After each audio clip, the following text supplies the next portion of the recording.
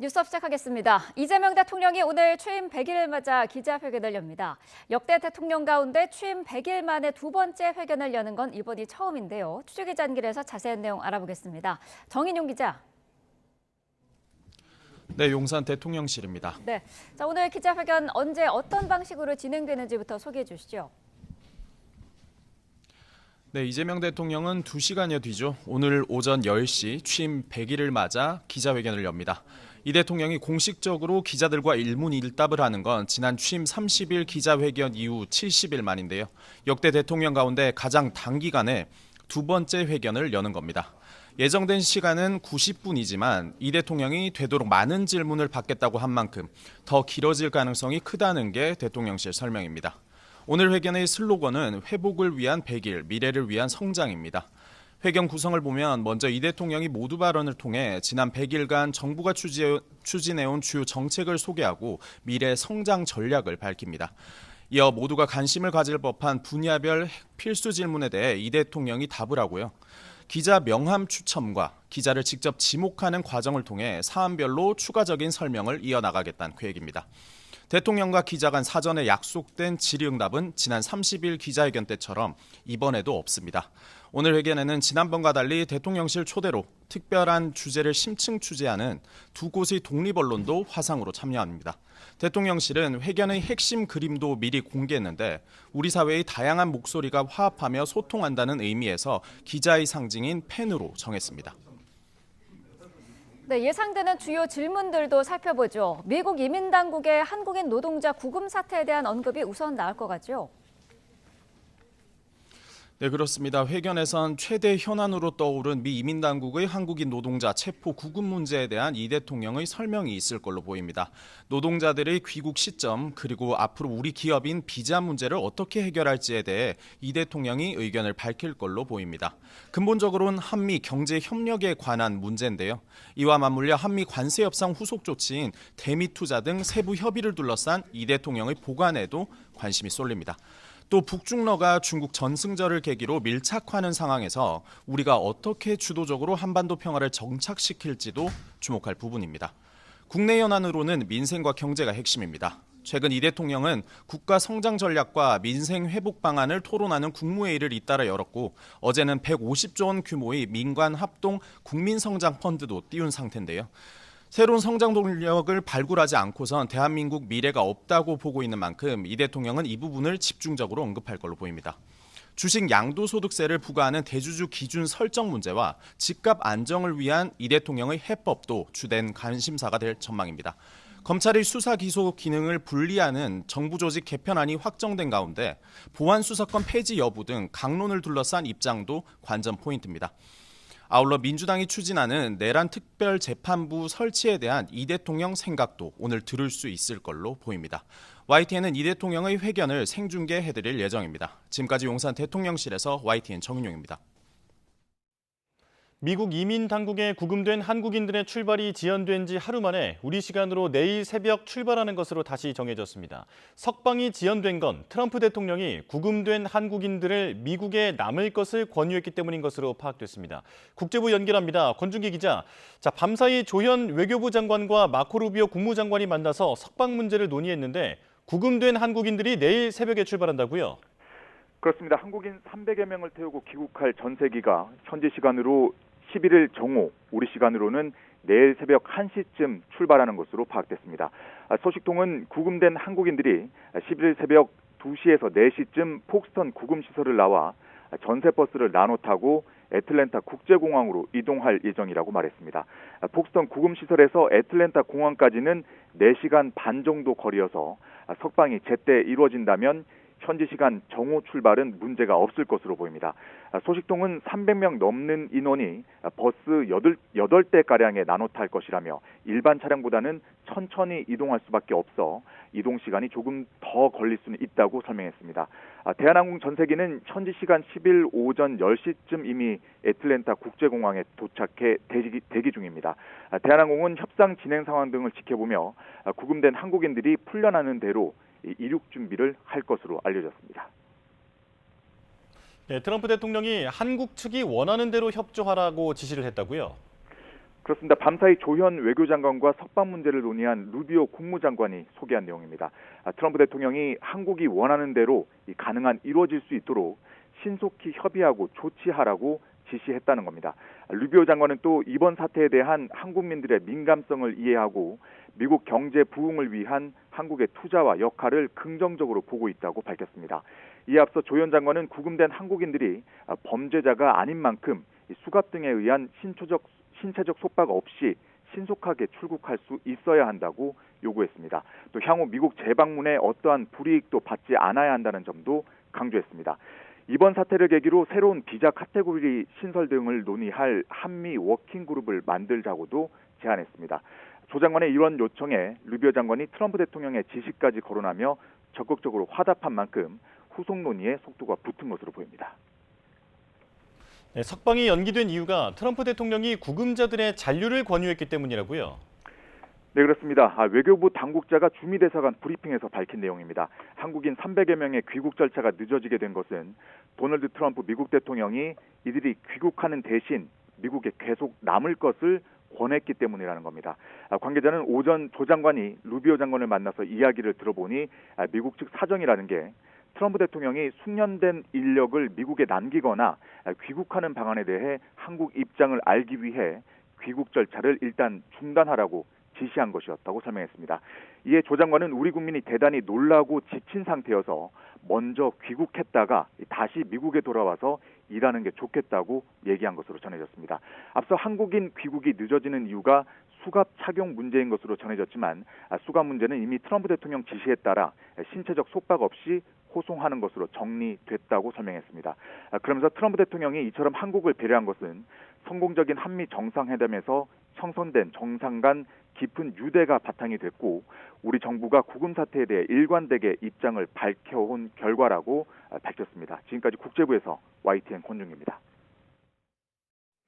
내일 전 세계로 출국할 거라는 소식이 알려지자 구금돼 있던 우리 국민은 환영하며 가급적 빨리 진행되기를 희망한다는 뜻을 밝혔습니다.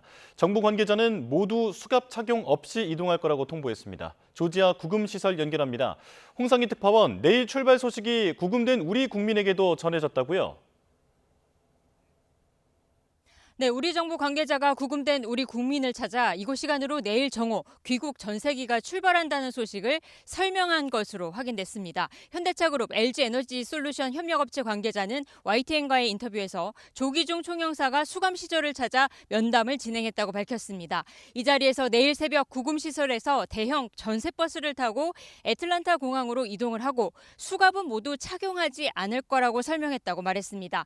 그러면서 현재 이동버스를 LG에너지 솔루션이 제공하는 버스로 할지 아니면 미 이민세관 단속국 아이스가 제공하는 버스를 이용할지 협상 중이라고 설명을 했다는 건데요.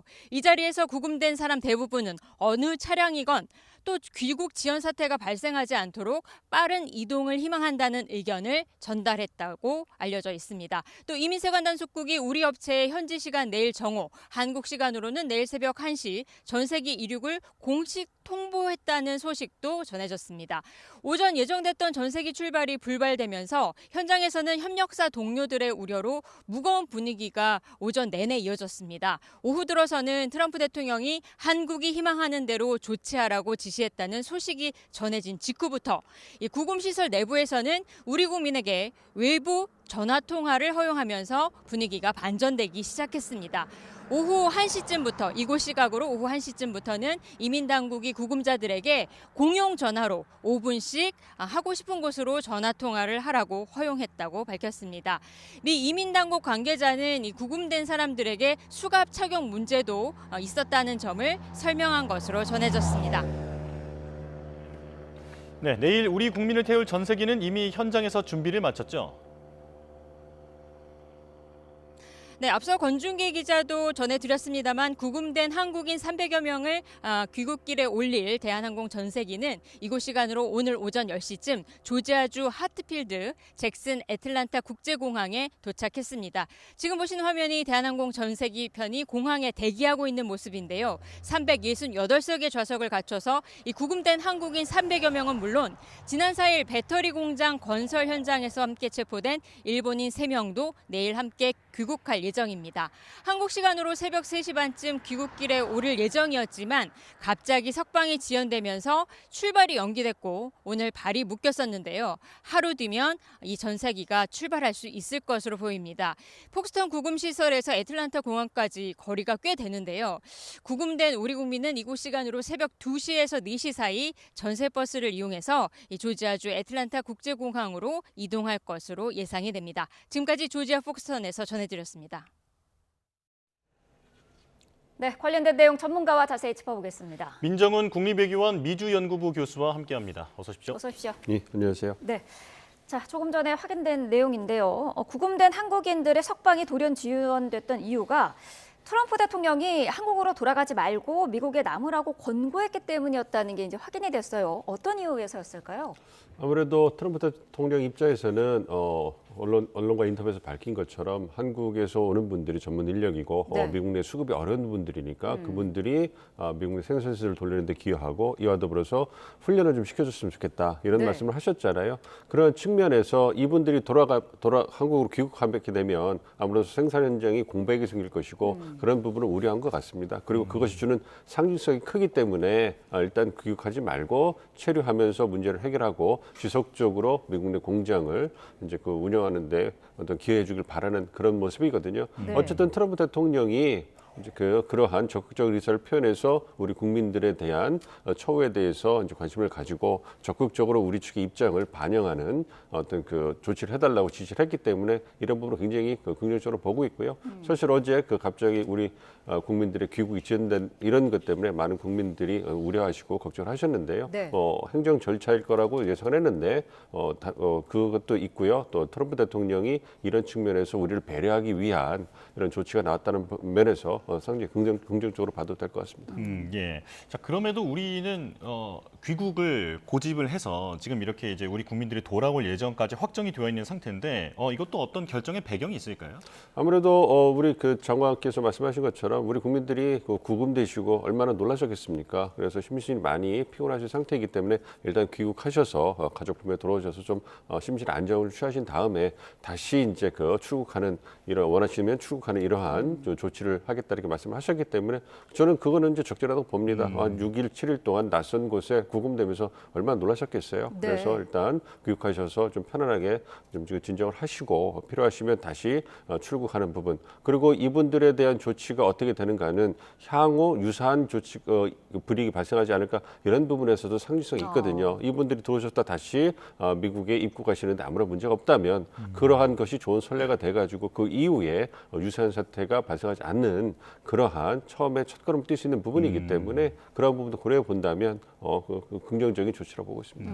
그러면 이분들이 이제 한국에 돌아왔다가 미국으로 다시 돌아갔을 경우에 여러 가지 이제 우려되고 있는 그런 불이익들이 있지 않습니까? 그러면은 그거는 이제 없다고 보면 될까요? 예, 좀 지켜봐야 될 것 같습니다. 현재로서는 한국과 미국 당국 간의 합의를 보면 네. 그분의 불이익이 없다고 보고 있는데요. 이게 또 현장에서의 또 목소리는 다를 수가 있거든요. 네. 그러니까 실제로 입국하는 미국 공항에서 그 어떤 입국을 담당하는 공무원이 어떻게 또 그걸 처리하느냐 이런 부분이 있을 건데요. 물론 그거에 대해서 연방 정부에서 국방부에서 지침이 들어가긴 하겠습니다만 네. 그걸 현장에 처리하는 부분은 다를 수가 있거든요. 그러한 해프닝은 벌어질 수 있겠지만 큰 틀에서 한미 양국이 합의를 했고 그리고 이 부분을 국토안보부하고 상무부가 다루라고 이제 트럼프 대통령이 직접 지시를 했기 때문에 네. 그런 부분에 대해서는 큰 염려 안 하셔도 될 것 같습니다. 예.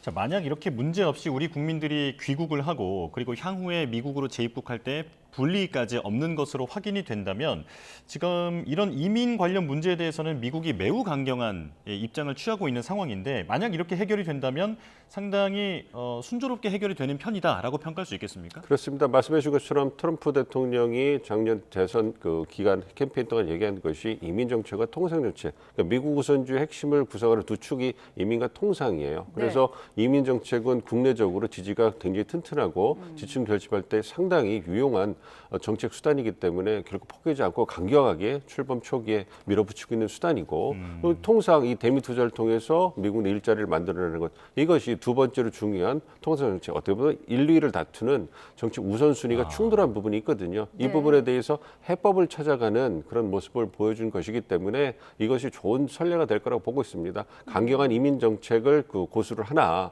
미국에 필요한 인력은 어떤 포용을 통해서 어떤 미국 내 이제 잔류학기 만들어주는 것이고 그걸 위한 제도적 정비까지도 이번에 할 수 있다라는 모습을 보여줬기 때문에 이러한 불행한 사태가 다시는 발생하지는 않아야 되겠습니다만 이것이 우리가 오랫동안 개선하고자 하는 비자 제도를 개선할 수 있는 좋은 모멘텀이 될 그렇게도 볼 수가 있겠습니다. 네.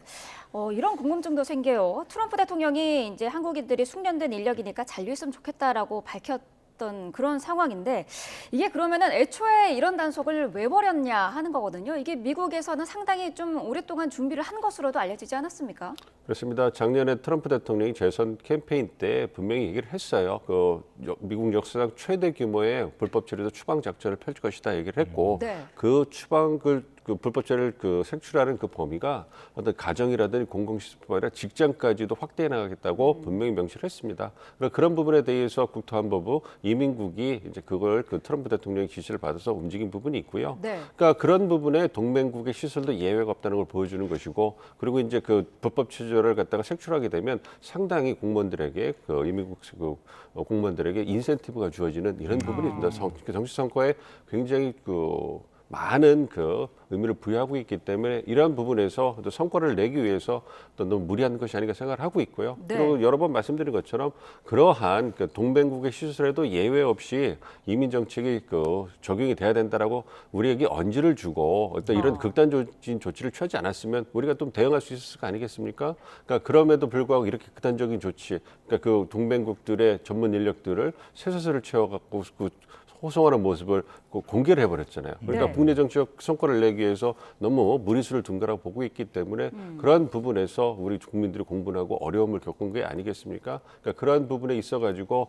국내 정치적인 효과를 위해서 냈지만 이게 미국 국내에서도 역풍이 불기 시작하니까 이제 그런 부분에 조율하고 있는 부분입니다. 그래서 이 부분은 아무래도 이민 정책을 트럼프 대통령이 강조하다 보니까 정치 성과를 내기 위한 국토안보부의 어떤 무리수가 아니었나 이렇게 보고 있습니다. 네. 예. 자, 미국 내에서 미국에 투자하는 기업들에 대한 인식이 어떤지도 궁금한데요. 사실 여러 번 말씀해 주셨지만 이민자 강경 대응은 미국 내 여론에서도 지지를 받는 것으로 알려져 있습니다.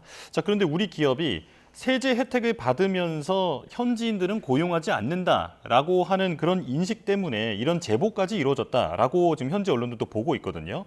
상당한 오해가 있는 것 같은데 미국 내 인식은 어떻습니까? 그렇습니다. 이번을 통해 가지고 미국 노동자들이 갖고 있는 어떤 우려라든지 불만에 대해 잘 알 수 있는 계기가 됐기 때문에 이 부분도 우리가 적극적으로 좀 대응할 필요가 있겠다 생각이 들고 있고요.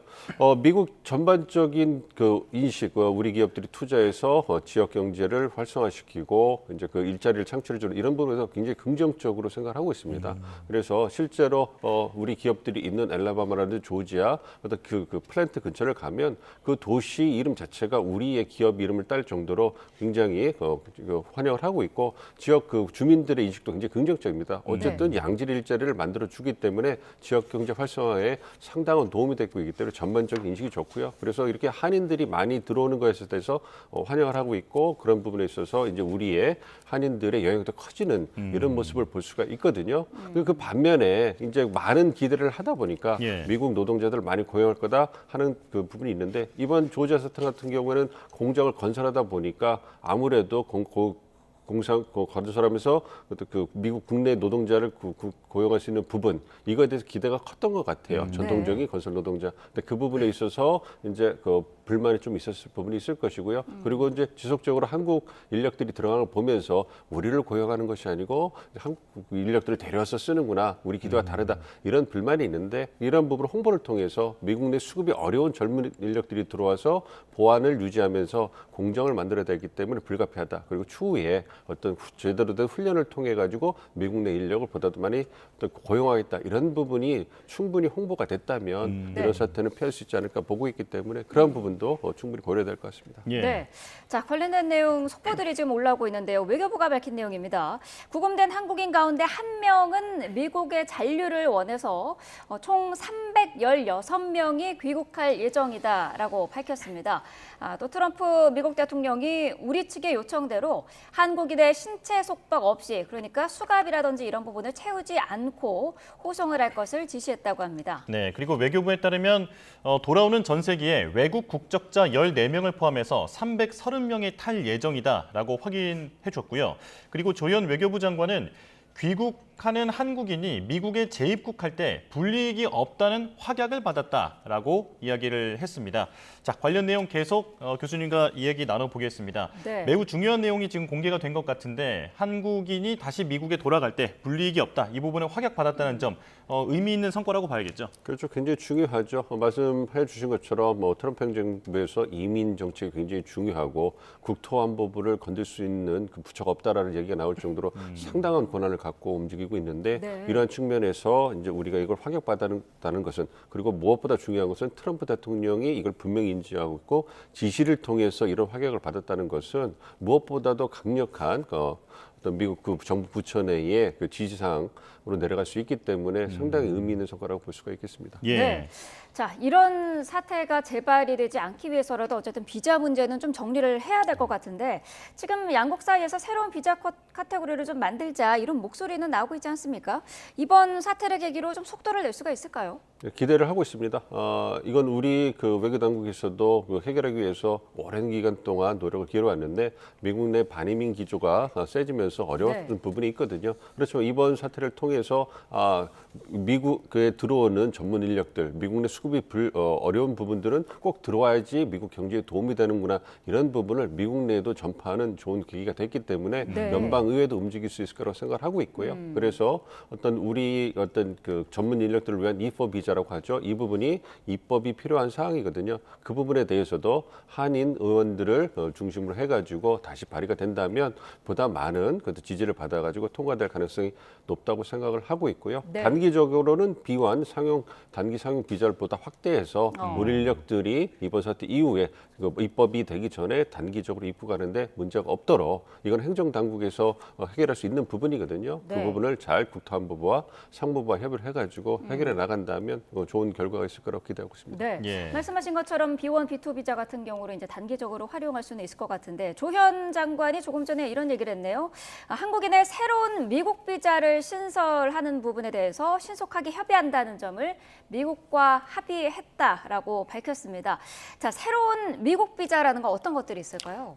말씀드린 것처럼 그 한국 동반자법이라고 그래가지고요. 네. 2012년부터 우리 외교 당국이 전문 인력들을 미국에 보내는 데 있어서 우리에게 그 맞춤형의 어떤 비자를 신설해야 하는 것이 필요하다. 그걸 네. 미국 즉 카운터파트와 협의를 해온 거예요. 그것이 이제 그 E4 비자라고 알려져 있는데요.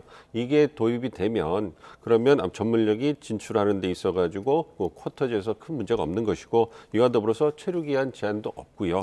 그리고 배우자나 자녀 취업도 허용될 정도로 상당히 우리에게 우호적인 그런 부분이 되고 있습니다. 그래서 한국이 미국 경제에 기여하는 것만큼 네. 이제 한국에 대한 배려를 해주는 부분이거든요. 그렇기 때문에 중장기적으로는 이 법이 꼭 통과가 돼서 비자 제도가 개선되는 것이 한미 경제 협력을 확대하는 데 상당히 필요하다 생각하고 있습니다. 네. 예, 우리 투자 계획에 맞는 법적 인프라가 이제서야 좀 마련이 되고 있다라는 생각이 드는데 그런데 이게 미국 행정부만의 결정으로 할 수 있는 건 아닌 거죠? 그렇습니다. 입법 사항이라고 말씀을 드렸잖아요. 그러니까 연방 의회에서 통과를 시켜줘야 되는 겁니다. 근데 이제 연방 의회 의원들은 다 지역구를 갖고 있고 주 기반을 하고 있기 때문에 어떤 자기 지역구라든지 지역 주민들의 이해관계가 다 다를 수 있잖아요. 예. 그러니까 지역 경제를 활성화하는 그리고 우리의 기업들이 많이 진출해 있는 주 같은 경우에는 우리에 대한 인식이 좋지만 그렇지 않은 주 같은 경우에는 그 반감이 있을 수도 있고 그다음에 노동자 유입되는 거에 대해서 반대 의견을 보일 수도 있단 말이에요. 그러니까 의원들이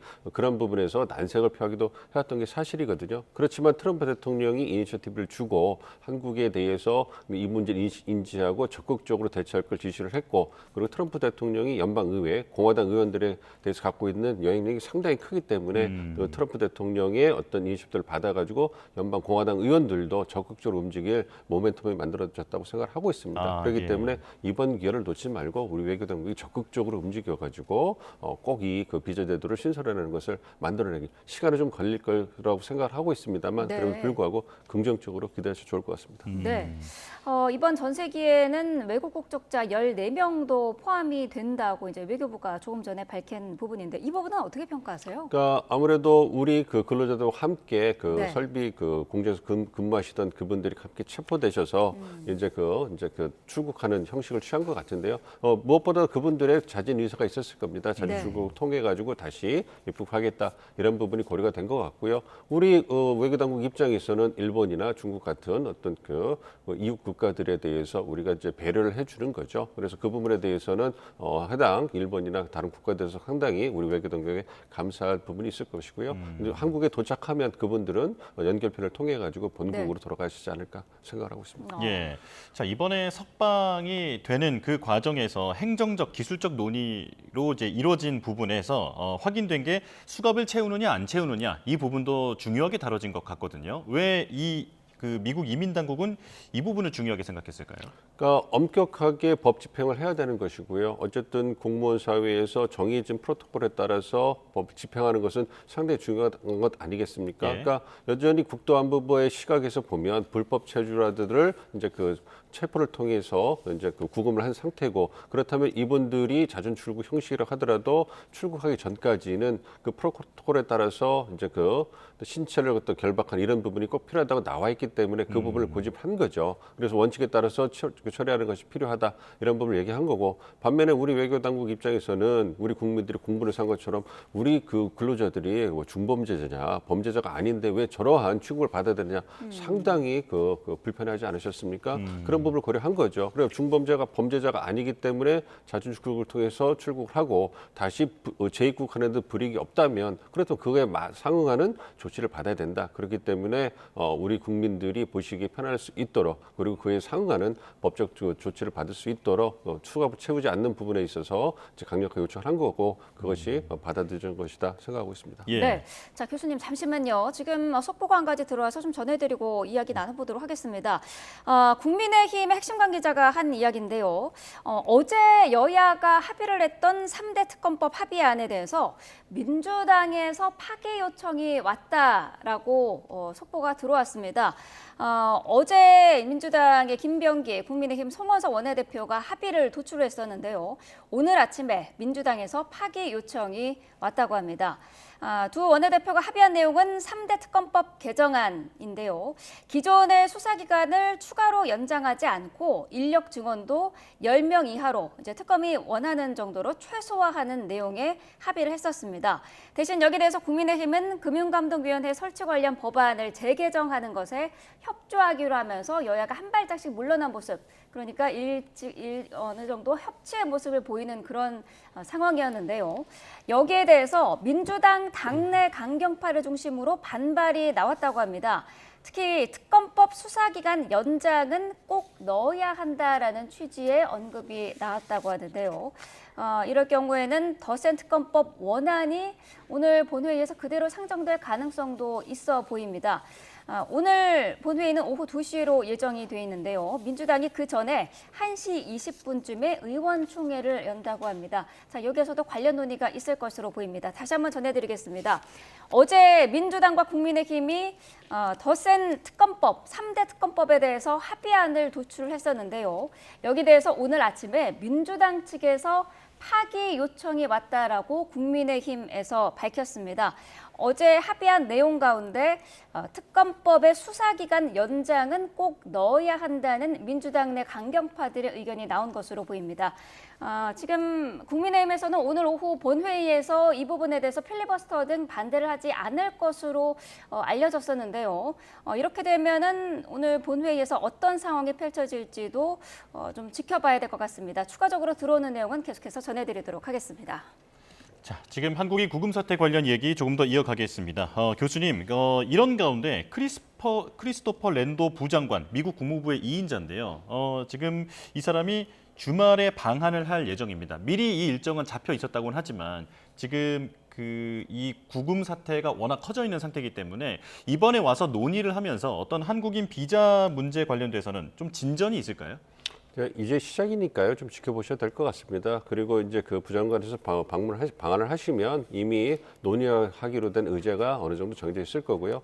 그래도 불구하고 말씀하신 것처럼 이번에 비자 문제가 조지아 구금 사태에 의해서 많이 불거졌기 때문에 네. 그런 부분에 대해서 다시 한번 미국 입장을 확인하는 정도의 어떤 입장 표명을 하실 수 있을까 생각을 하고 있고요. 예. 이 비자를 갖다가 개설하는 데 있어서 미국 국무부와 어떤 논의도 하겠습니다만 이것이 국토안보 법무부의 의견 또 상부부의 의견까지 다 반영이 되는 부분이 있기 때문에 시간이 어느 정도는 소요될 거라 좀 생각을 하고 있습니다. 그래서 어쨌든 비자 문제의 주무부처인 국무부가 이제 우리 외교부와 어떤 그 긴밀한 소통을 통해서 앞으로 그 적극적으로 이행을 해 나갈 거기 때문에 그러한 진전 사항은 우리 외교 당국을 통해서 들을 수 있을 것이다 기대를 하고 있습니다. 네. 알겠습니다. 자, 우리 국민들이 안전하게 돌아올 때까지 예의주시해야 할 것 같습니다. 민정훈 국립외교원 미주연구부 교수와 함께했습니다. 고맙습니다. 고맙습니다.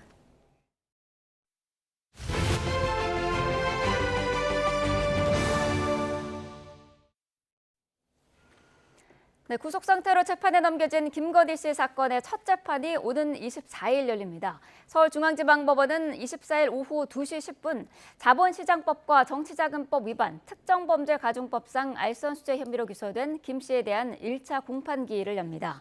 이날 재판에서는 검찰이 공소사실을 낭독하고 김 씨 측이 인정 여부를 밝히는 모두 절차 등이 진행될 전망입니다. 삼부토건 주가 조작 의혹으로 수사를 받다가 도주한 이기훈 삼부토건 부회장이 목포에서 붙잡혀 압송됐습니다.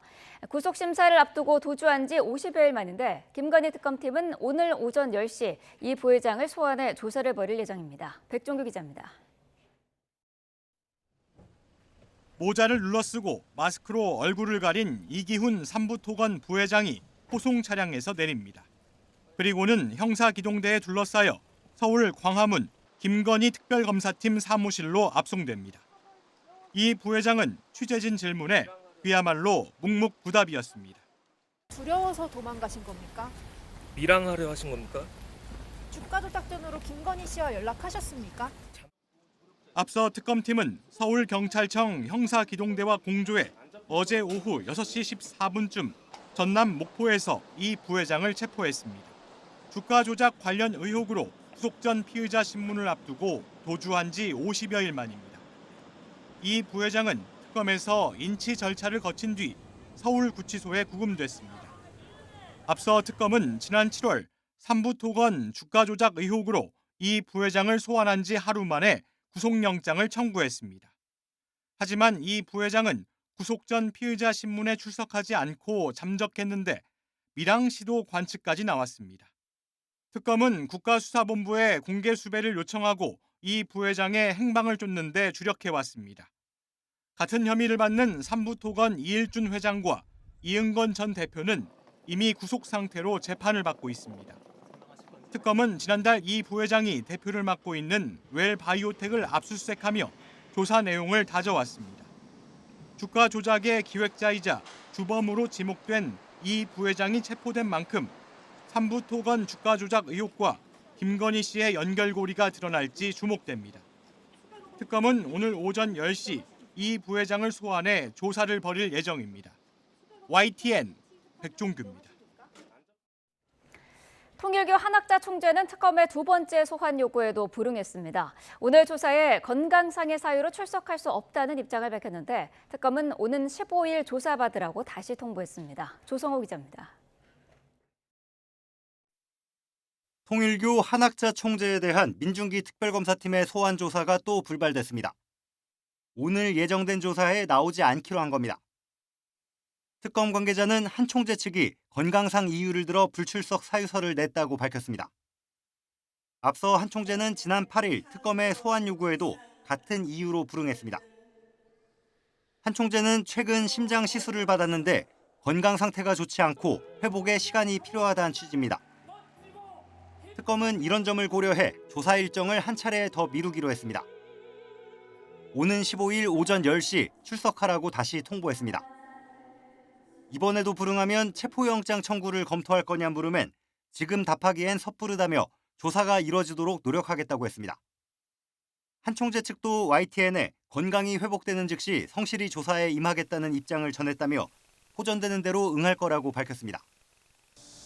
한 총재는 통일교 현안 청탁을 위해 윤영호 전 세계본부장을 통해 국민의힘 권성동 의원과 김건희 씨 측에 금품을 건넨 혐의를 받고 있습니다. 김 씨는 건진법사를 통해 통일교 측에서 명품 가방 등을 받은 혐의 등으로 구속 기소됐고 권 의원은 정치자금 1억 원을 받은 혐의로 구속영장이 청구됐습니다. 한 총재가 조사에 응한다면 앞서 특검에 불려나온 다른 공인들과 같은 공개 소환 방식으로 취재진 포토라인에 서게 될 전망입니다. YTN 조성호입니다. 민중기 특별검사팀이 오늘 소환 조사에 돌연 출석이 어렵다는 입장을 밝힌 김건희 씨 오빠에 대해 다시 소환을 통보할지 검토하고 있습니다. 특검은 어제 오전 갑자기 김 씨 측으로부터 연락이 와 변호인의 일정과 관련된 사정이 생겨 출석이 어렵다는 입장을 통보했다고 밝혔습니다. 특검은 불출석 사유사가 제출되거나 별다른 의견이 제출된 건 아니라며 수사팀이 재소환을 검토하고 있다고 덧붙였습니다.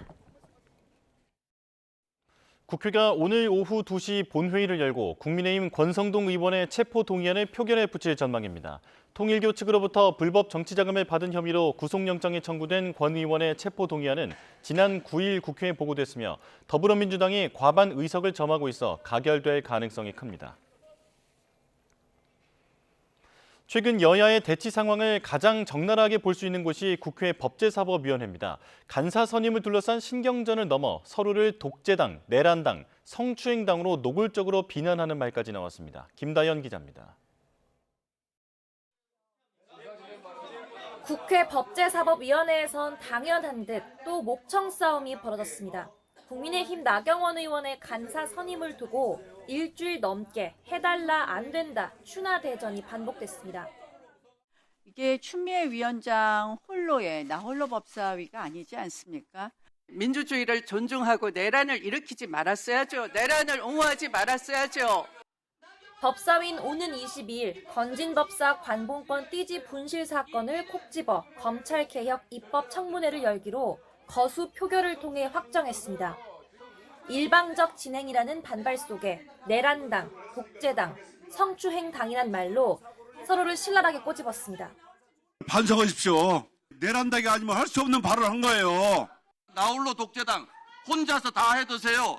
박은정 의원님, 성추행당 의원 여기 와 있을 자신 있습니까? 국민의힘은 조직 문화입니까? 반말하고 막말하고. 내란특별재판부도 거듭 도마 위에 올랐는데 법원이 어떤 판단을 내릴지 초조해진 민주당이 인민재판을 하려는 거라며 국민의힘은 결사 반대를 외쳤습니다. 이 계엄 문제가 곧바로 내란으로 연결될 수는 없다는 것이 다수설입니다. 민주당도 당내 이견으로 난감한 눈치입니다. 내란재판부는 윤석열 전 대통령의 총칼 계엄과 같다고 비판한 초선 박희승 의원은 의원 단체 SNS 방에서 쓴소리를 들은 거로 전해졌는데 박 의원은 비유가 부적절했다며 발언 이틀 만에 사과했습니다.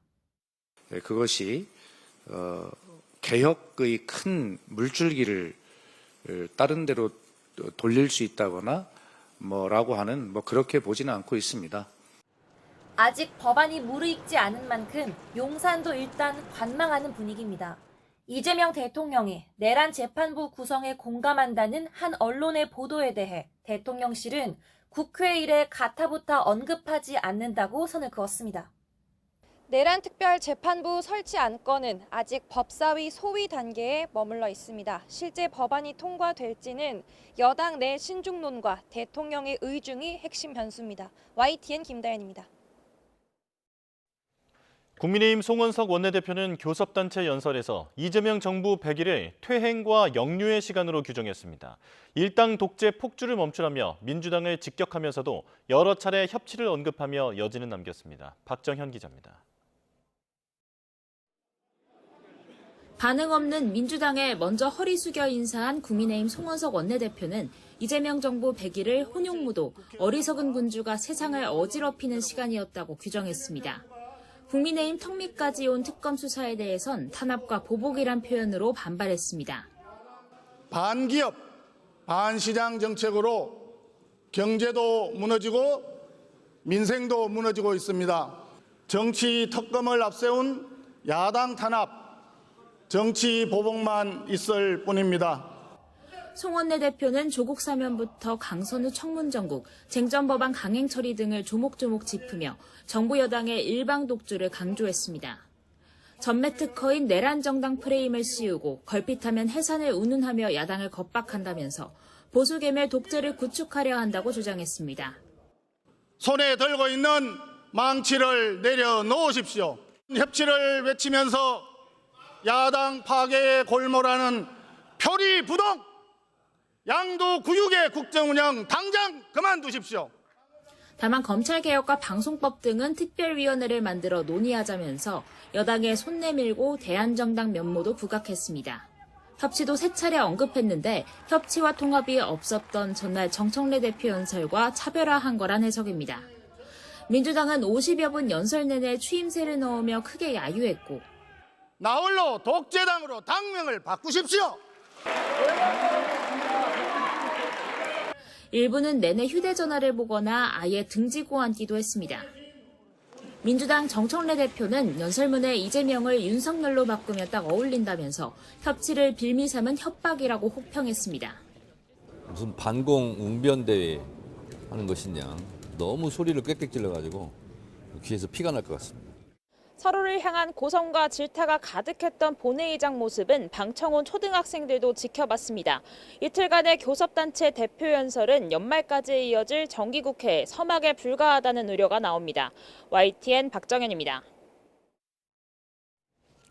네, 전국 이슈 자세히 짚어보겠습니다. 이동학 전 더불어민주당 최고위원, 이창근 국민의힘 하남을 당협위원장과 함께하겠습니다. 어서 오십시오. 네, 안녕하세요. 네.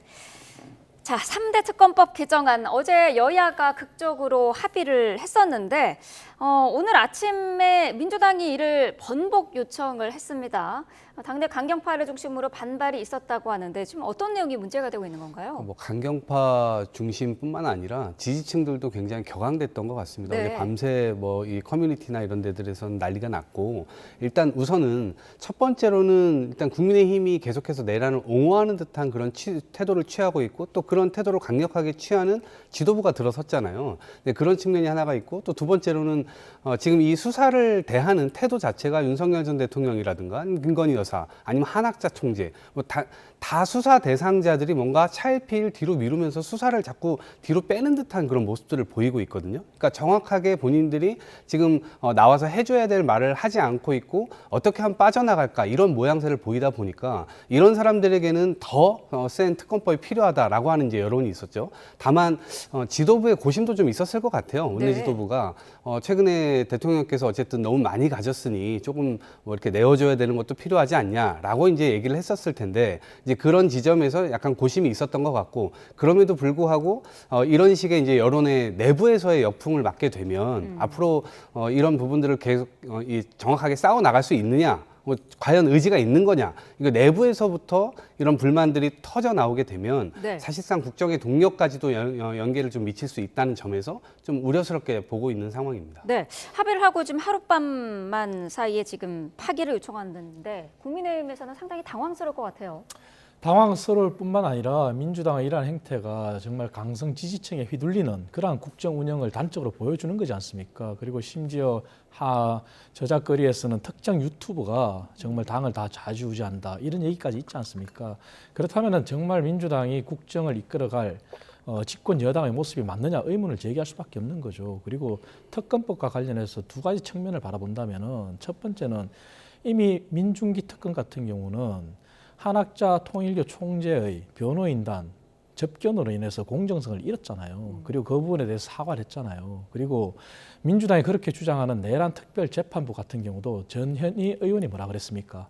만약에 윤석열 전 대통령에 대한 재판부의 판사가 바뀌면은 안 할 수도 있다. 네. 그 논리는 민주당의 논리가 정말 특정 판사를 기피하는 전략으로 내란 특별재판부를 두겠다는 거지 정말 민주당이 주장하는 것처럼 사건을 엄정하게 보고 정말 공정하게 수사하고 공정하게 재판하겠다는 그런 의도는 아니잖아요. 그래서 이미 공정성을 잃은 거잖아요. 그리고 두 번째 측면은 민주당이 자꾸 국민의힘을 집단적으로 일반화의 오류를 보면서 매도하면서 내란 정당이라고 하는데 국민의힘이 물론 윤석열 전 대통령 부부 문제로 인해서 그리고 그 세력에 동조한 그런 일부 사람들에 의해서 비난받는 거는 저희들도 인정을 합니다. 하지만 국민의힘이 단 한 번도 불법 비상계엄에 대해서 저희가 옹호하고 찬성한 적이 없어요. 잘못됐다고 얘기했지 않습니까? 그리고 비상계엄 해제와 관련해서 일부 의원들이 투표까지 했지 않습니까? 그런데 국민의힘을 정당 해산권을 가지고 있지 않는 민주당의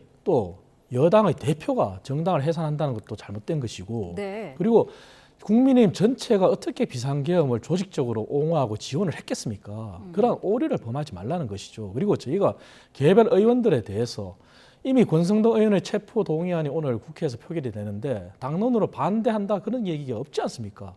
그렇다면 저희가 개인 비리나 이런 부분에 대해서는 단 한 번도 옹호한 적이 없어요. 그래서 국민의힘을 정말 대통령의 말씀처럼 협치의 대상으로 보고 그리고 더 많이 가진 집권 여당이 정말 민생을 생각한다면은 제발 일반의 오류를 범하지 말아야 되는 거죠. 그렇다면은 아무리 강성 지지층이 특검법에 대해서 합의한 것을 반대한다 하더라도 강성 지지층을 설득하고 그렇게 하는 노력이 우선인 거지 어떻게 하루아침에 손바닥 뒤집듯이 할 수가 있는 거죠. 그렇다면 앞으로 협치는 더더욱 요원할 것이다. 그러니까 민주당은 오로지 강성 지지층만 바라보고 정치를 하는 거잖아요. 그래서 대통령의 뜻과는 정말 다르게 가는 것 같다 이런 말씀 드리겠습니다. 네, 오늘 오후 2시에 이제 본회의가 예정이 돼 있는데 지금 내부적으로 나오고 있는 수사기간 연장 내용만 추가적으로 바꿔서 상정이 될까요? 아니면은 원안 그대로 상정이 될까요? 원안 그대로에서는 지금 말씀해 주신 대로 수사 기간이 늘어나는 거하고 그다음에 네. 인원도 늘어나는 문제가 있습니다. 검사, 수사관 지금 다 늘어나는 걸로 되어 있고요. 네. 지금 이렇게 아마도 어제 얘기했었던 것을 이제 바꾸자라고 이제 얘기를 했었다는 것은 저는 원안대로 통과될 가능성이 굉장히 높아졌다라고 네. 이제 생각이 들고 그리고 무엇보다도 100을 잘못했으면 정확하게 100을 처벌하도록 하는 것 그것이 이제 법치주의의 근간에서 지금 가고 있는 거거든요. 민주당이 이거를 야 용서해주자 빼주자 할 수 있다고 해서 그 되는 것이 아니거든요. 근데 그런 차원에서 저는 오히려 국민의힘이 과거에 뭔가를 잘못했을 때 광화문 광장에 다 나와가지고 저희가 잘못했습니다라고 하는 것도 있었고 또 로텐더홀 국회에서 본청 앞에 나와가지고 저희들이 잘못했습니다라고 하는 명시적인 그런 어떤 쇼라도 사과 쇼라도 했었다는 점들을 좀 기억한다면 지금은 좀 의아해요. 오히려 지금 몇몇 사람들이 지나가는 투로 계엄에 반대했다. 우리는 옹호당이 아니다 이런 이야기들을 하는데 저는 국민들 앞에 정확하게 보여지도록 느껴지도록 뭔가 국회의원들 107명이 다 나와가지고 잘못했다 죄송하다 헌법 바깥으로 나가 있는데 다시 안으로 들어가겠다 잘못한 사람들은 명확하게 처벌받게 하겠다 이런 식의 명시적인 의사표현이 있지 않다면 계속해서 옹호하는 정당으로 비춰질 겁니다. 그래서 정청래 대표의 경우도 그저께 이 교섭단체 대표 연설에서도 그런 얘기를 했지 않습니까? 네. 그러니까 사과하고 진솔하게 사과했으면 좋겠다. 근데 그 부분이 명시적으로 또 이루어지지 않았기 때문에 이 국민의힘에서는 그 지점에 대해서 좀 다시 생각해 보실 필요가 있다 이렇게 생각합니다. 네. 조금 전에 민주당의 김병기 원내대표가 이런 이야기를 했다고 합니다. 특검법에 대해서 수사와 수사 기간 연장 부분 그리고 규모를 확대하는 부분에 대해서 다시 살펴봐야 한다라고 밝혔고요. 어제 원내대표 회동에 대해서는 1차 논의를 한 것이고 최종 합의안은 아니다라고 밝혔습니다. 당내 강론이 많았고 어제 이 부분은 최종 합의안은 아니다. 그렇기 때문에 수정안도 아직 없고 파기했다라는 표현은 맞지 않다라고 밝혔습니다. 이 부분 어떻게 봐야 될까요? 국민의힘의 입장을 좀 들어봐야 될 것 같은데 최종 합의안이 아니다라고 밝혔어요. 말장난이죠. 합의를 했고 발표를 했지 않습니까? 그리고 정부 조직법 개정안에 대해서 저희가 이렇게 협조하겠다 그런 네. 얘기까지 나왔지 않습니까? 그리고 가장 쟁점이 됐던 수사기관과 관련해서는 자연스러운 연장에 대해서는 합의를 한 것이고 이렇게 민주당이 주장한 것처럼 기존의 수사기간을 한 번 더 150일이든 내년 명절까지든 이렇게 가는 그런 데 대해서는 합의를 안 한 거죠. 네. 그리고 다만 정말 필수 인력에 한해서 수사 규모를 늘리는 것도 합의를 한 거잖아요. 그렇다면 그게 맞는 거죠. 그런데 강성 지지층의 반대로 인해서 이렇게 파기를 하는 건데 저는 민주당 김병기 원내대표의 말은 말장난이라고 보는 것이고요. 저희가 특검을 정말 냉정하게 바라볼 필요도 있어요. 그렇다면은 윤석열 전 대통령의 비상계엄과 관련된 특검은 이미 상당 부분 다 입증이 됐어요. 이제 남은 부분은 내란이라고 하는 민주당이 쓰는 용어에서 그 정범과 종범 그리고 종사자 이 세 가지를 구분했을 때 네. 종사자는 이미 다 구속이 돼서 재판을 받고 있고요. 정범은 윤석열 전 대통령이지 않습니까? 그럼 종범에 관해서 한덕수 전 총리나 박선재 전 법무부 장관이나 이런 부분들이 수사가 남아 있는 거예요. 그리고 남은 하나의 축이 외환과 관련해서 네. 아직까지 미진한 수사 그 부분밖에 없는 거거든요. 그 최상병 특검 같은 경우도 상당 부분 지금 진실이 다 드러나고 있잖아요. 이미 대통령실에 근무했던 사람들이 윤석열 전 대통령의 경로에 대해서 다 인정했잖아요. 그렇다면 100번 양보해서 정말 수사기관과 관련해서 정말 한계가 있다는 것은 김건희 특검밖에 없어요. 왜냐하면 거기에 관련해서 한학자 총재라든지 많은 사람들이 지금 수사에 응하지 않고 그렇게 하지 않습니까? 그렇다면은 민주당이 이런 말장난 하는 게 아니라 오히려 더 진솔되게 정말 접근하는 게 맞다고 저는 봐요. 그래서 김병기 원내대표가 정말 100번 양보해서 파기가 아니라면은 어저께 합의한 것을 다시 지지층을 설득해서 통과시키면서 이재명 정부의 성공을 위해서 정부조직법이 여야 합의로 협치해서 통과되는 것이 더 박수받을 일 아니겠어요? 저는 그렇게 갔으면 좋겠어요. 네, 오늘 오후 본회의에 상정될 것이라는 예상이 있어 왔고 그런 이제 스케줄에 맞춰서 이제 논의를 해왔는데 어제 이 부분이 합의안은 아니다라고 하는 부분은 조금 이해가 안 되는 분들도 있을 것 같거든요. 저는 자칫 잘못하면 오늘 오후에 뭐 통과가 어려울 수도 있겠다라는 생각도 듭니다. 네. 왜냐하면 저 질문이 오늘 10시에 취임 100일 기자회견이 있잖아요. 네. 대통령에게도 향할 겁니다. 그럼 대통령의 입장이 어떤 방식으로 나올까요? 그러니까 국회를 존중한다는 방식으로 나올 것인지 아니면 이 부분에 대해서 본인의 생각을 잠깐이라도 비추실 건지 이런 것들이 결국 대통령의 부담으로 가는 거거든요. 아하. 그래서 어제 했던 합의는 일정 부분 대통령께서 어쨌든 여야 대표의 두 손을 맞잡으면서 우리가 앞으로 좀 협치할 건 협치해 나가자. 이제 네. 그런 기조 속에서 원내대표단이 그런 고민들을 이번에 실행에 옮긴 것인지 아니면 어떤 다른 측면의 고민이 있었는지 이런 것들이 이제 결국 치열하게 맞붙을 수밖에 없는 상황이고요. 네. 어찌됐건 100km의 속도로 달리다가 뭐 예를 들면 지지층 입장에서는 갑자기 브레이크를 밟아서 80km, 70km로 줄이고 있는 듯한 느낌이 이제 들면 원내 지도부의 어떤 신뢰라든가 이런 것들이 조금 깎여나갈 수가 있는 거거든요. 근데 네. 그런 지점에서의 고민이 좀 있어 보입니다.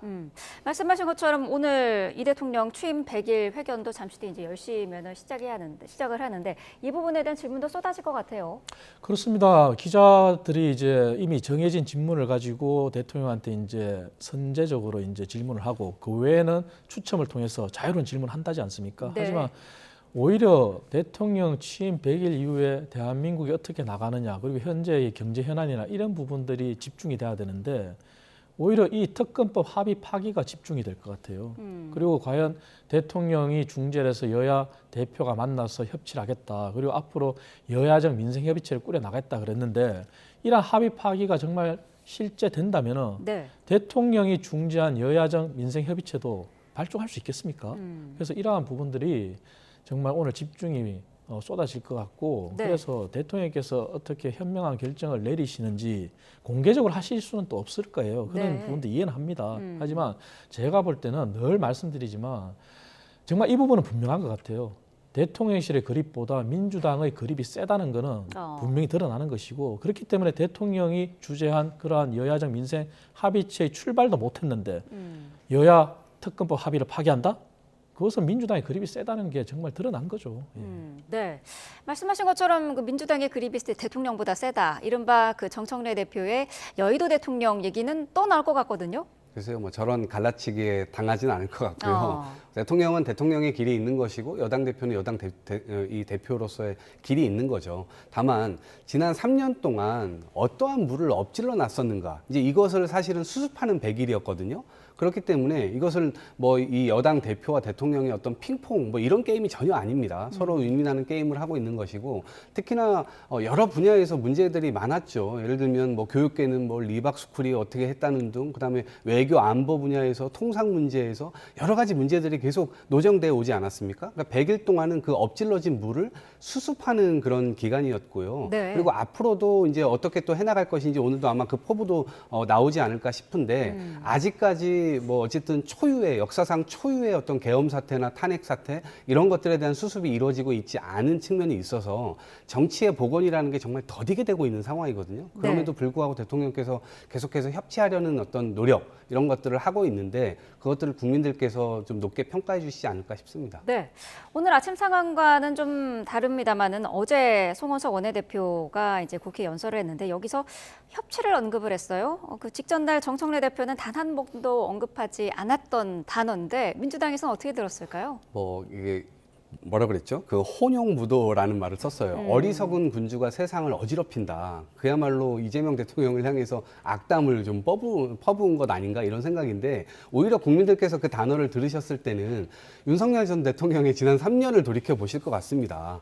실제로 출퇴근이나 이런 것들 대단히 불성실하게 했고요. 뭐 술에 취해 있다는 이야기들도 굉장히 많았는데 지금 그것들이 일정 부분 사실로 드러나고 있는 상황입니다. 그러니까 국정이라고 하는 게 제대로 운영됐었는가? 그리고 대통령 비서실에서는 이러한 대통령의 기행에 대해서 과연 바로잡을 의도가 있었는지, 그리고 여당이라고 했었던 국민의힘 이 국회의원들이 그런 부분들을 이 아름아름 다 알고 있었을 텐데 왜 그런 것들 다 해가지고 역사상 이런 초유의 이 잘못을 만들어내게 됐는지, 네. 이런 것들에 대한 일단 반성이나 이런 것들이 좀 필요하다라고 생각을 하고요. 그런 말들을 할 때는 적어도 국민들께서 어떻게 생각하실지는 좀 생각해보고 말을 하시는 것이 좋지 않을까 싶습니다. 네, 이재명 정부 출범 100일을 이제 정치권에서 어떻게 평가하는지를 봤더니 민주당 정청래 대표는 전체적으로는 A 학점을 줬고요. 외교 분야는 만점을 줬던데요. 어떻게 보시나요? 그렇게 됐으면 좋았겠죠. 하지만 그렇게 평가는 할 수는 없을 것 같고요. 물론 이재명 대통령이 출범한 뒤에 물론 평가를 우호적으로 할 수 있는 부분도 있습니다. 대표적으로 경제를 먼저 챙기겠다 그랬고 비상경제 TF를 발족시켰지 않습니까? 그리고 경제 관련 인사를 했고 그리고 민생 현장을 찾아다녔고 그런 부분에 대해서는 노고에 대해서 정말 박수를 보내드립니다. 하지만 한계도 있어요. 그 얘기는 대통령은 경제를 살리기 위해서 기업이 자유롭게 창업하고 자유롭게 창의적으로 일할 수 있는 여건을 만들겠다 그랬는데 민주당은 어떻게 했습니까? 여야가 합의해서 상법을 통과시켰음에도 불구하고 바로 다음 날 공청회나 토론회 없이 더 센 상법을 하겠다 그래가지고 재계가 그렇게 반대하는 소액주주의 집중투표제 그리고 감사위원회를 늘리는 그러한 법을 통과시켰지 않습니까? 네. 그리고 노란봉투법은 어떻습니까? 노사 균형을 맞추는 건 좋지만 지금은 결과적으로 노조의 균형이 더 올라가가지고 노조 우위의 시대가 왔어요. 그래 법이 시행되기 도 전인데 벌써 파업을 얘기하고 있지 않습니까? 근데 대통령이 이 부분에 대해서 제2요구권을 행사하지 않고 통과시켰다? 과연 이 부분이 정말 기업들이나 민생에서 어떻게 받아들일까요? 이 부분은 대통령이 정말 동일한 것인지 말씀드린 대로 민주당의 그립이 세고 민주당의 강성 지지층의 그립이 세기 때문에 대통령이 따라간 것인지 알 수는 없어요. 그러니까 이러한 부분에 한계가 있는 거고요. 네. 한미 정상회담도 마찬가지입니다. 물론 우호적인 분위기에서 잘한 거는 잘한 거예요. 하지만 역대 정상회담에서 나왔던 공식적인 프로토콜이 다 깨졌잖아요. 그 얘기는 공동 성명도 없었고 공동 합의문도 없었고 그러다 보니 한미 정상회담에서 어떤 얘기가 오갔는지 알 수가 없어요. 그래서 forever 협상이라고 얘기하지 않습니까? 그러다 보니 정말 비자 문제로 한국인들이 구금되는 사태까지 왔잖아요. 지금도 마찬가지예요. 조현 장관이 미국에 가서 장관 회담을 했지만 그 결과에 대해서 우리는 알지를 못하잖아요. 그러면은 이 비자 문제 그게 발단의 시작인데 정말 쿼트를 어떻게 받는 건지도 우리가 알 수 없는 거잖아요. 이런 부분들 한계거든요. 그래서 저는 이재명 정부가 이제 정말 시험대에 올랐다고 생각해요. 100일까지는 준비 기간이었다면 오늘 계기로 미래의 청사진을 더 보여주겠지만 지금처럼 이러한 모습이 반복된다면 이제 양치기 소년처럼 대통령은 자꾸 A를 얘기하는데 민주당은 계속 B로 가는 거예요. 그렇다면 국민들은 B를 믿는 거예요. 그렇다면 대통령의 진정성도 이제는 의심을 받겠죠. 그래서 진정한 시험대라는 생각을 가지시고 다시 한번 당과의 관계에서 조율을 하는 것도 필요하다는 그런 말씀드리겠습니다. 네. 정청래 대표가 어제 화가 많이 났습니다. 그제 연설 중에 이제 노상훈 수첩이 언급이 됐었는데요. 이게 성공을 했다면은 이 대통령도 저도 이 세상 사람이 아니었을 것이다라고 말하는 과정에서 누군가가 제발 그렇게 됐으면 좋았을 거라고 말을 했는데요. 이게 국민의힘의 송원석 원내대표로 알려졌습니다. 우원식 의장도 이거 사실이면은 심각한 문제다라고 말을 했는데 어떻게 보고 계세요? 지금 내란 특검이 진행이 되고 있습니다. 그리고 크게 두 가지 점에서 문제가 있죠. 하나는 그 메시지가 갖는 이 파급력이라고 하는 겁니다. 그리고 두 번째로는 그 말한 사람에 또 문제가 있는 거예요. 말한 사람이 원내대표잖아요. 그렇기 때문에 얼마 전까지도 비대위원장으로 이 야당을 이끌었던 그런 무게감 있는 사람이란 말이에요. 그런데 그런 사람의 입에서 저렇게 가벼운 얘기가 나올 수 있겠는가, 그런 것에 대한 문제가 있는 것이고, 또 저 메시지의 함의는 어쨌든 물리적으로 이 정치적 상대파들을 완전 말살시키려고 했었던 그 시도들이 내란의 밤에 일어났었고 그런 것들이 다 지금 밝혀지고 있는 것 아닙니까? 그렇기 때문에 그런 지점에서 계속해서 반성과 성찰을 요구하고 있는데 이제는 진실이 그냥 머리 속에서 튀어나와 버린 거죠. 그러니까 국민들이 그걸 다 들어버렸잖아요. 그러면 헌법 바깥에 있는 상황에서 들어오지 않겠다. 이게 빗장을 치는 오히려 그런 상황으로 가는 것인데 네. 과연 국민의 대표라고 할 수 있을까? 국회 운영을 같이 할 수 있을까? 도대체 헌법을 같이 이렇게 신뢰를 만들어갈 수 있을까? 그런 것에 대해 전부 의문점을 주는 것이기 때문에 저는 그런 지점에서 다시 한번 국민의 어떤 눈초리도 좀 확인하시고 단순히 여당에서 공격하는 것뿐만 아니라 본인 스스로들이 아마 약한 골이라고 생각할 겁니다. 윤석열, 김건희 두 부부가 벌이는 논개 작전에 국민의힘이 다 휩쓸려 들어갈 필요가 없습니다. 적당히 정리하고 이제 국민의 보편적 상식 안으로 좀 나와가지고 제대로 된 정치 투쟁을 좀 한다면 그것으로 인해서 앞으로 평가받을 수 있는 여지도 굉장히 클 텐데 네. 대단히 아쉽다는 말씀 드립니다. 네.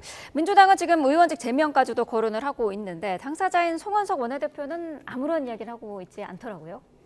그렇습니다. 개인적인 판단으로는 송원석 원내대표의 말이 사실이다 이렇게 밝혀진다면 본인이 입장을 밝히는 게 맞겠죠. 하지만 저는 송원석 원내대표를 옹호한다는 그러한 생각에서 말씀드린 게 아니라 정말 닭이 먼저인지 달걀이 먼저인지를 봐야 되겠어요. 그 얘기는 송원석 원내대표가 저런 말을 했다 손 치더라도 그것이 당의 공식 입장은 아닙니다. 그것이 개인적인 생각인지 그런 여부도 송원석 원내대표가 밝혀야 되겠지만 중요한 것은 송원석 원내대표가 들었을 때 정청래 대표의 그러한 야당 말살에 대해서 어떻게 생각하겠느냐 그 부분도 우리가 봐야 되거든요. 그 얘기는 정청래 대표는 대통령이 중재한 자리에서 그렇게 하겠습니다. 그 얘기는 여당이 더 많이 가졌으니 양보하고 협치를 하자 했는데 그 다음 날 대표 연설에서 어떻게 했습니까? 위헌정당 해산을 얘기했지 않습니까? 그렇다면 그것을 듣는 우리 일반 국민들도 정말 대통령이 얘기하는 것과 180도 다르네 이런 생각을 할 수 있잖아요. 그런 반대급부로 나왔는 건지 뭔지 그것도 따져봐야 되겠고 그러다 보니 국민들이 보기에 눈살을 찌푸리는 거죠. 그래서 저는 이런 모습은 앞으로 국회에서 정말 지양되어야 한다 그런 말씀을 드리겠고 민주당도 그리고 국민의힘도 좀 더 성숙된 모습을 보여주려면은 정말 협치하는 모습을 보이면서 이제 정기국회는 대한민국의 결산을 넘어서서 예산을 수립하는 그러한 자리잖아요. 그렇다면 내년도 2026년도 이 위기, 경제 위기 속에서 어떻게 국정을 펼칠지 야당도 한 축이고 여당도 한 축이에요. 그래서 그런 방향에서 정말 이 문제는 빠르게 수습하는 게 맞다. 그래서 닭이 먼저냐 달걀이 먼저냐 따지지 말고 빠르게 물밑에서라도 정치가 살아있고 전쟁 중에도 협상을 한다 그랬잖아요. 그래서 그런 모습을 보여줘야지 이걸 가지고 정치 쟁점화시키고 정말 계속 끌고 간다면 국민들은 더 피로감만 느낄 거예요. 네. 오늘 본회의에서는 특검법 개정안뿐만 아니라 권성동 의원의 체포동의안도 이제 표결이 진행이 될 전망인데 어쨌든 의석상으로는 민주당이 과반을 넘고 있는 상황이기 때문에 전반적으로는 가결이 될 가능성이 좀 높은 거잖아요. 네, 저는 뭐 거의 100% 확신을 하고 있습니다. 네. 왜냐하면 재적 의원 과반이 출석해서 또 그 출석한 사람들 중에 과반만 찬성하면 바로 통과가 되는 것이기 때문에 민주당 의석만으로도 충분합니다. 그런데 여기에서 저는 더 기대를 하는 것이 국민의힘이 스스로들이 불체포 특권을 다 내려놓겠다고 했고 특히나 권성동 의원이 그것들을 또 주도했습니다. 그런 과정에 있었기 때문에 본인들이 했던 약속도 있고 그렇다면 저는 지금 이 본회의장에 들어올 거냐 말 거냐 뭐 이런 설왕설래된 얘기들이 있지만 저는 실제로 다 들어와가지고 찬성표 던져야 국민들 앞에 제대로 된 어떤 입장이 나오는 거 아니냐 이렇게 생각을 하고요. 특히나 권성동 의원 같은 경우는 뇌물을 지금 받았다는 거 아닙니까? 그리고 그것을 어떤 브로커 형태로 해가지고 무슨 정책이나 위반이나 이런 것들을 좀 도왔다는 어떤 의혹까지 좀 받고 있는 상황이고 명시적인 증거들이 나왔고 또 본인 스스로가 그런 증거들을 인멸하기 위해서 노력했던 그런 정황까지 다 나와 있는 상황입니다. 그렇기 때문에 전 국민의힘에서도 이걸 만약에 감싸게 되면 실제로 대선 국면에서 있었던 뇌물 사건이기 때문에 이것이 당에도 만약에 활용됐다. 그래서 선거 과정에서 이것이 활용됐다라고 한다면 이것이 그런 의혹을 또 받을 수가 있는 것이기 때문에 국민의힘에서는 저는 상당 부분의 어떤 의원들이 참여해서 이 찬성표를 던지지 않을까 그런 기대도 해봅니다. 네, 권성동 의원이 불체포 특권을 내려놓겠다고 한 만큼 당이 이 부분을 존중하지 않겠느냐라는 전망이 많던데 이 따표는 어느 정도로 예상할 수 있을까요? 물론 이게 무기명 투표고 이제 비밀 투표이기 때문에 알 수는 없습니다. 알 수는 없지만 이미 장동혁 대표도 당론이 없다 그랬고요. 그리고 박승훈 수석 대변인도 권성동 의원의 불체포 특권 그걸 내려놓겠다는 것을 당이 존중한다 그랬잖아요. 그렇다면 의원들 개개인의 투표에 대한 부담은 들어준 거거든요. 그렇기 때문에 저는 앞서도 말씀드렸다시피 저희 국민의힘이 개인 비리와 관련해서 옹호한 적은 없어요. 그리고 물론 무죄 추정의 원칙이 존중돼야 되지만 권성동 의원 같은 경우 스스로가 먼저 특권을 내려놓겠다는 만큼 의원들은 부담 없이 투표할 것이고 그리고 그 판단이 각자의 존중이기 때문에 저는 이탈표도 상당히 나올 수도 있다는 생각도 해요. 그래서 그 결과 또한 존중받아야 되는 거고요. 물론 언론은 몇 표가 이탈됐느냐가 관심이겠죠. 그렇지만 그것도 있는 그대로 봐주시고 그래서 앞으로 이 문제가 권성동 의원의 특권 내려놓기뿐만 아니라 여야를 망라해서 모든 의원들이 앞으로도 이런 비리 문제나 이런 게 있다면 모두가 이걸 뒤따를 그러한 하나의 계기로 삼았으면 좋겠습니다. 네. 국민의힘에서는 장동혁 대표가 얼마 전에 언급한 패널 인증제를 놓고도 논란이 계속되고 있습니다. 떠도는 이 미인증 패널 명단을 보니까 친한계도 있고요. 당에 그동안 좀 쓴소리를 해봤던 인물들이던데 당사자들의 반발이 큰 상황이죠?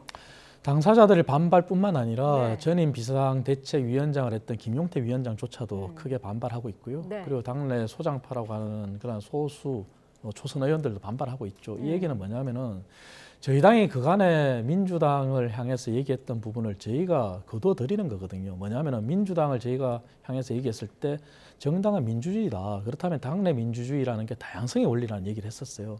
하지만 우리 스스로 그 다양성의 원리를 접겠다는 얘기거든요. 그리고 심지어 당에서 나오는 얘기가 전두환 군사정권 시절의 보도 지침 아니냐, 재갈 물리기 아니냐 이런 얘기가 나온단 말이죠. 그래서 저는 이것은 정말 맞지가 않다. 물론 민주당이 지향하는 그런 패널들이 일관된 기조, 장동혁 대표가 얘기를 했어요. 그런 부분이 존중받아야 되는 것도 맞아요. 하지만 당이 만약에 잘못되고 있는 방향으로 간다면 거기에 대한 당내에 살아있는 비판도 필요한 것도 사실이거든요.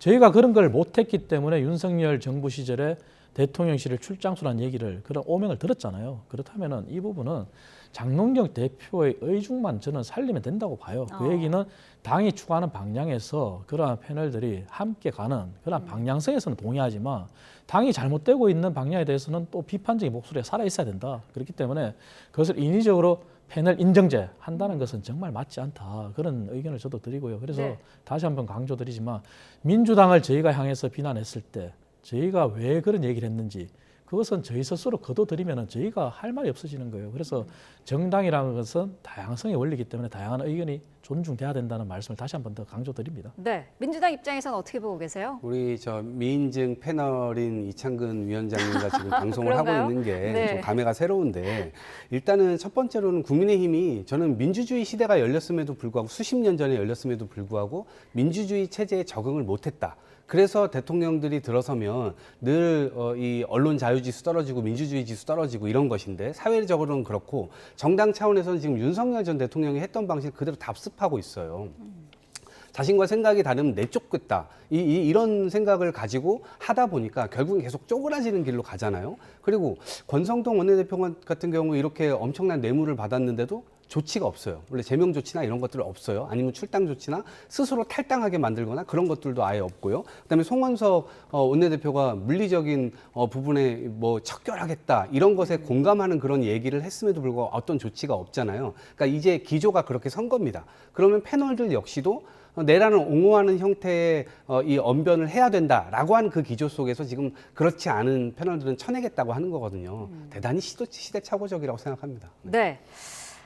오늘 또 중요한 일과 중에 하나가 조국혁신당이 오늘 당모회의를 엽니다. 조국 원장을 비대위원장으로 추대할 것으로 보이는데 돌과 돌아서 결국 조국이다 이런 얘기가 나오고 있어요. 어떻게 평가하시나요? 결국 조국혁신당은 조국 전 의원의 개인 정당이라는 게 여실히 드러난 거잖아요. 그래서 조국혁신당인데 이제는 혁신은 사라지고 조국당만 남았다 이런 얘기도 있잖아요. 정말 잘못된 행태죠. 뭐냐면은 저희가 조국 전 의원의 사면과 관련해서도 얼마나 많은 얘기를 했습니까? 그 얘기는 일반인과 비교했을 때도 말도 안 되는 형량의 절반도 안 채운 사람을 사면시킨 거잖아요. 그리고 그러한 무리한 사면 복권으로 인해서 그런 본인이 스스로 자숙하고 자성해야 되는데 그런 모습을 보이지 않고 본인이 오히려 더 광폭 행보를 하고 정치를 본격 재개했잖아요. 그런 모습은 사실 이재명 정부에도 부담이라는 얘기를 했었어요. 하지만 그 사이에 조국혁신당 내에서 벌어진 성비위 사건과 관련해서 어떤 행태를 보였습니까?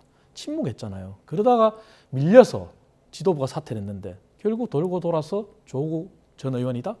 과연 얼마나 많은 국민들이 동의할 수 있겠어요. 그리고 조국 혁신당은 정말 이제 지금이라도 저는 이런 행위를 멈춰야 된다. 그리고 저희가 얘기하는 것처럼 조국 혁신당이 정말 소수 야당으로서 바로 서려면 스스로 반성하고 스스로 변하는 모습을 보여야 돼요. 그런데 이걸 가지고 본인들이 내년 지방선거를 임하겠다? 저는 아니라고 봐요. 그래서 다시 한번 강조드리지만 조국 혁신당은 결국 조국당이다. 하지만 조국 전 의원이 계속 이러한 모습을 보이는 순간 점점 더 국민들한테 멀어지는 것밖에 없다. 저는 그런 말씀 드리겠어요. 네. 은욱은 상임고문도 어제 사퇴를 했고요. 이렇게 창당 멤버도 당을 떠나는 상황에서 이 비대위 체제가 과연 얼마나 힘을 받을 수 있을 것인가라는 의문은 있는 것 같아요. 그렇죠. 이제 시험대에 올랐다 이렇게 볼 수가 있고요. 지금 근데 말씀하신 대로 뭐 사면 때문에 이렇게 된 건 그런 건 아니잖아요. 사면 문제는 전혀 별개의 문제고 그것은 검찰의 폭거가 나름대로 과잉되게 했었던 측면을 좀 보정한 측면이 있기 때문에 그것은 여기에 들이댈 건 아니다라고 생각하고요. 네. 광폭 행보 역시 마찬가지입니다. 정당은 그렇게 하는 것이죠. 다만 나왔을 때 어쨌든 이 폭력 문제가 당내에서 일어났었고 당 지도부가 이것을 적절하게 해결하지 못했습니다. 그러면 기대하는 것은 조국 전 대표가 나왔으니 이것을 잘 수습해 주겠지라고 이제 기대를 했었던 것인데 그거에 못 미쳤었던 측면들이 있기 때문에 그럼 비대위를 하자라고 이제 얘기를 했는데 실제로 비대위가 들어선다 하더라도 결국엔 이 당의 최종 책임자는 누구냐? 결국 조국 전 대표에게 향할 수밖에 없다는 측면에서 비대위원회는 이것은 눈 가리고 아웅 아니냐. 그럼 지금부터 나와서 어쨌든 정면 돌파를 하고 피해자의 어떤 피해 회복이나 이런 것들에 대해서도 본인들이 신경을 쓰는 모습을 통해서 결국은 국민들의 어떤 재신임을 좀 받는 그런 과정들이 필요하지 않을까 싶습니다. 네, 알겠습니다. 오늘 두 분 말씀은 여기까지 듣겠습니다. 이동학 전 더불어민주당 최고위원, 이창근 국민의힘 하남을 당협위원장과 함께했습니다. 고맙습니다. 네, 국민의힘이 최고위원 회의를 열고 있습니다. 현장으로 한번 가보도록 하겠습니다. 오늘이 이재명 대통령 취임 100일째 되는 날입니다. 정부는 조지아주 구금 사태와 관련해서 취임 100일인 오늘에 맞춰 현지 시각 10일 전세기 출발을 자신 있게 말해왔습니다. 그러나 미국은 보란듯이 이 모든 것을 연기해버렸습니다. 이유는 그저 미국 사정입니다. 이래도 정청래 대표는 외교는 압도적 만점이라고 말할 수 있습니까? 이재명 대통령은 취임 100일을 자축하는 기자회견을 취소하고 즉시 미국으로 달려가야 할 것입니다. 우연이 아닙니다. 이번에도 분명 어디선가 매를 번 것입니다. 아무리 생각해봐도 매맞을 일은 특검 농단밖에 없습니다. 대통령 비서실장이 석방 교섭이 마무리됐다, 전세기가 뜬다고 자신 있게 말한 이후에 대한민국과 미국에서 일어난 일은 딱 하나, 소년보 목사에 대한 구속입니다. 트럼프 대통령이 그토록 경고했던 종교 탄압입니다. 조지아주 사태의 발단이 종교 탄압이나 미군 기지에 대한 압수수색, 인권 탄압이 아닌가 의구심이 있었습니다. 그럼에도 불구하고 이재명 정권의 정치 특검은 보란듯이 소년보 목사를 구속시켰습니다. 그리고 서울 시내 한복판에서 초등학생을 유괴하려고 했던 유괴범 2명에 대한 구속영장은 기각됐습니다.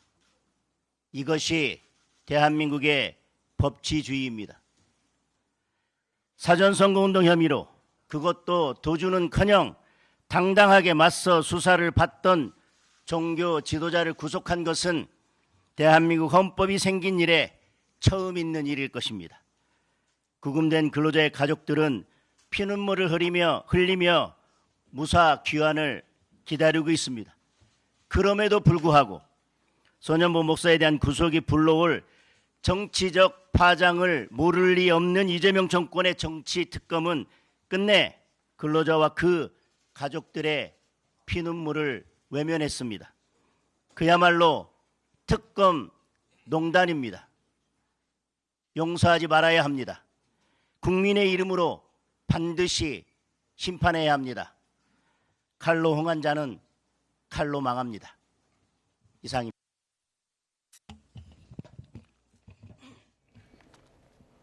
네. 국민의힘 장동혁 대표의 최고위원회의 발언 내용 들어보셨습니다. 자, 계속해서 오늘 증시 개장 상황도 한번 알아보겠습니다. 어제는 45년 코스피 역사상 장중 그리고 종가 모두 최고치를 경신을 했었는데요. 오늘 또다시 새로운 역사를 쓸지 관심입니다. 자, 지금 코스피와 코스닥 모두 빨간색으로 출발을 했습니다. 자, 코스피는 0.67% 오른 3,336포인트로 개장을 했고요. 자, 코스닥은 0.2% 오른 834.68에 개장을 했습니다. 어제는 45년 만에 코스피 역사상 장중 종가 모두 최고치를 경신을 했었죠. 오늘도 사상 최고치를 이렇게 경신을 하게 됐습니다. 원달러 환율은 2.5원 오른 1,389.1원에 개장을 했습니다. 자, 개장 상황은 좀 더 자세히 들어오는 대로 전해드리도록 하겠습니다. 네, 수출 속보도 전해드리겠습니다. 이달 초 우리나라 수출이 지난해보다 늘었지만 조업 일수를 고려한 하루 평균 수출액은 감소한 것으로 나타났습니다. 관세청은 이달 1일부터 10일까지 수출은 192억 달러로 지난해 같은 기간보다 3.8% 증가했다고 밝혔습니다. 다만 실제로 일한 날짜인 조업 일수를 고려한 하루 평균 수출액은 8.4% 감소했습니다. 주요 품목별로 보면 반도체 28.4%, 선박 55.3%, 자동차 부품 2.1% 늘었지만 승용차는 1.9%, 석유 제품은 21.1% 줄었습니다. 나라별로 보면 중국으로의 수출이 0.1% 소폭 증가했지만 미국으로의 수출은 8.2%, 유럽연합은 21.6% 감소했습니다. 네, 뉴스원 목요일 순서 마칩니다. 내일 다시 뵙겠습니다. 고맙습니다.